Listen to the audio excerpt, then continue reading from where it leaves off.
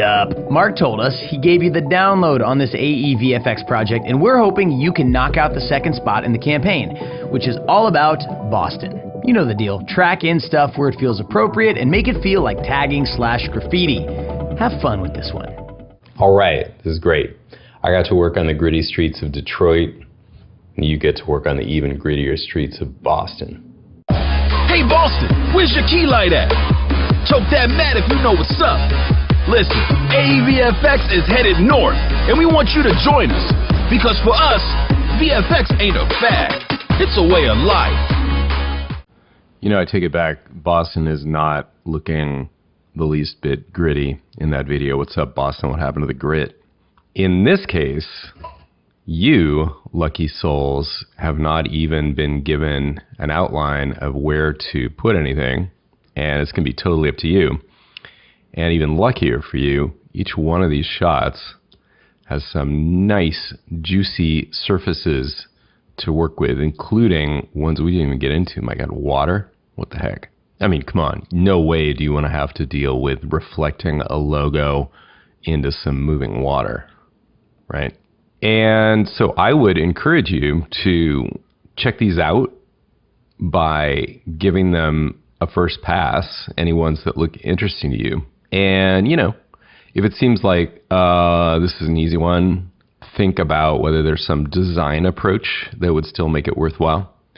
Or if it's a super hard one, you know, you can give it a rest. We don't need every single shot to have the AE VFX logo in it. But at the end, kind of like the one I did, it's a bit of a barrage of this brand being splattered all over Boston. And speaking of splattering, guys, there's something I want you to hear. So this time around, we didn't have a drone and a permit to shoot red footage over Boston. And so we found out there are these places online where you can just get clips like this. So that's what we're using, but we've converted them to like mp4. Turns out though, for tracking, this is fine. Now if it was green screen, not so good. Even roto, but for tracking, I think we'll be all right. here's what I did when I got the Detroit cut.